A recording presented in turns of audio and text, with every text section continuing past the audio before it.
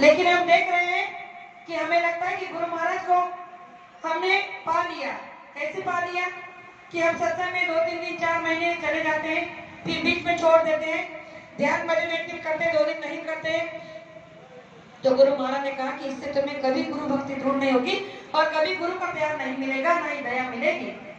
तो हमें गुरु महाराज ने कहा कि जब भी आप कहीं पर भी जाओ तो अपने आप को तन मन धन से सेवा में लगा दो, क्योंकि देने के लिए आपके पास बहुत कुछ है।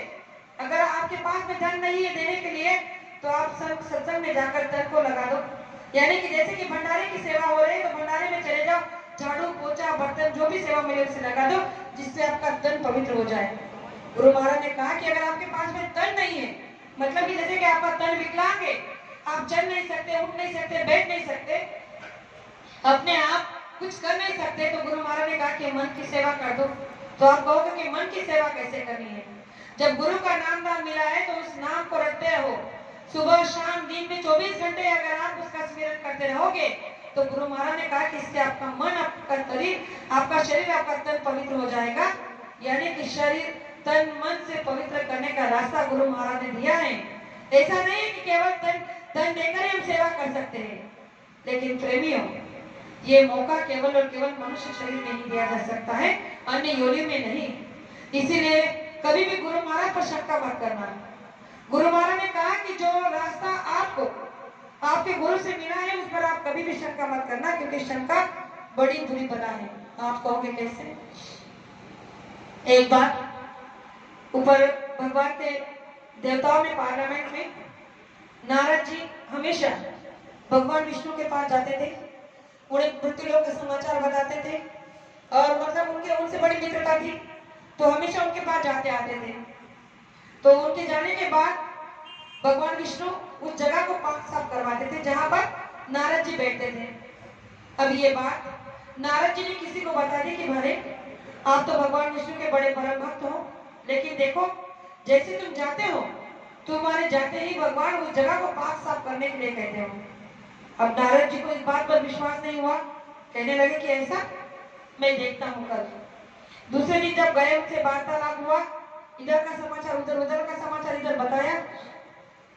जब भगवान से विदा होकर जाने लगे तो जाकर दीवार के पीछे छुप गए, देखने लगे कि सच में क्या भगवान मेरे बैठे जगह को पाक साफ करते हैं। और वही हुआ। जैसे ही नारद जी गए उन्होंने देखा कि भगवान ने उस जगह को पाक साफ करने के लिए कहा। अब तो नारद जी से रहा नहीं गया, वो तुरंत बाहर आकर कहने लगे कि भगवान मैं आपका परम भक्त हूँ और आप ये मेरे उठने के बाद मेरी जगह को इतना पाक साफ क्यों करते हो? मुझे सबने बताया लेकिन विश्वास नहीं हो रहा था, इसलिए आज मैंने छुप कर देखा तो मुझे बड़ा दुख हुआ, ऐसा क्यों? तो उस समय भगवान विष्णु ने कहा कि नारद सुनो, क्योंकि मैं तुम्हारी जगह को पाक साफ इसलिए करना चाहता हूँ क्योंकि तुम निगुरा हो, तुमने गुरु नहीं किया है और इसलिए निगुरा के साथ में बैठकर बातचीत करना, जो भी कार्य करना होता है उससे दोष लग जाता है और इसलिए मैं तुम्हारे बैठी जगह को साफ कर देता हूँ ताकि वो जगह पवित्र हो जाए, पावन हो जाए। तो उस समय नारद जी ने उनसे हाथ जोड़कर कहने लगे कि भगवान कोई तो उपाय होगा मेरे इस दुख से दूर होने का। तो भगवान ने कहा कि जरूर। तो कहने लगे कि क्या करना होगा? उन्होंने कहा कि तुम्हें गुरु करना होगा। तो वो कहने लगे कि देखो वैसे भी तो मैं तुम्हें मानता हूँ, तुम ही मेरे गुरु बन जाओ। तब विष्णु भगवान ने कहा कि नहीं नहीं, मैं तुम्हारा गुरु नहीं बन सकता, तुम्हें मृत्यु लोक में जाकर किसी व्यक्ति को गुरु करना होगा। अब नारद जी ने कहा कि ठीक है कोई बात नहीं, कल सवेरे जाऊंगा और किसी भी आपको उस व्यक्ति को मैं गुरु बना लूंगा।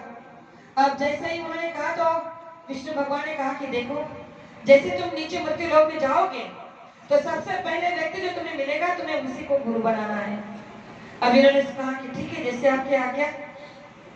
दूसरे दिन जब नारद जी मृत्यु लोक में नीचे आए तो सबसे पहले जैसे ही वो नीचे आए तो उन्हें सबसे पहले व्यक्ति मिला, वो था बहेलिया, जिसे पारधी कहते हैं, जो शिकार करता है।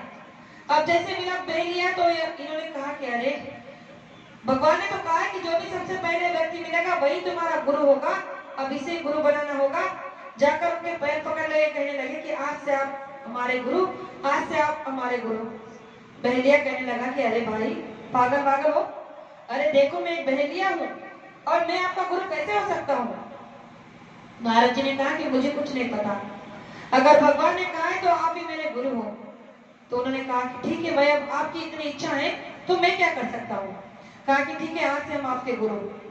अब उन्हें गुरु बनाने के बाद नारद जी जा रहे थे ऊपर, तो जाते जाते रास्ते भर में यही बात सोच रहे थे, अरे भगवान को गुरु बनाना ही था मेरे लिए, तो किसी राजा को भेज देते, किसी प्रधान को भेज देते, किसी पंडित को भेज देते, किसी पुजारी को भेज देते, किसी अच्छे इंसान को भेज देते।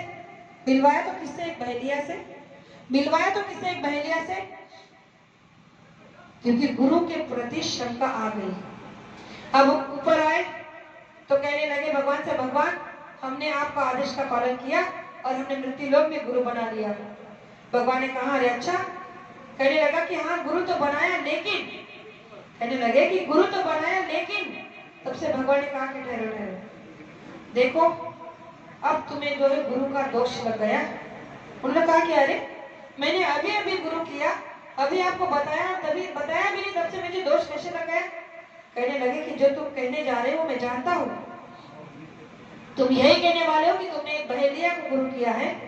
तो सुनो, मैंने तुम्हें कहा था कि सबसे पहले व्यक्ति जो मिले उसे गुरु बना लेना, सच्चे दिल से, निर्मलता से। तुमने शंका में आकर, अभाव में आकर उन्हें गुरु बना लिया, और अब तुम बता रहे हो कि लेकिन शब्द का प्रयोग तुमने अपने गुरु और शिष्य के बीच मिलाकर खड़ा कर दिया, इसलिए तुम्हें गुरुद्रोह का दोष लग गया, और इसलिए अब तुम्हें तुम्हारे गुरु के बिना कोई बचा नहीं सकता, तुम्हें लक्ष्य 84 में जाना ही होगा। अब नारद जी सोचने लगे कि ये तो और नई मुसीबत खड़ी हो गई। पहले तो गुरु किया नहीं था, अब गुरु किया, अब गुरु करने के बाद आप बता रहे हो कि लक्ष्य 84 में जाना पड़ेगा, तो उसके लिए कोई उपाय तो होगा। तो विष्णु भगवान ने कहा कि इसका उपाय भी है। कहा कि जाओ उन्हीं के पास और उनसे कहो, नरक का नक्शा बिछा दो, उन्हें कहो कि यहाँ पे 84 रेखा खींच दे, और 84 रेखा पर आप लुढ़कते हुए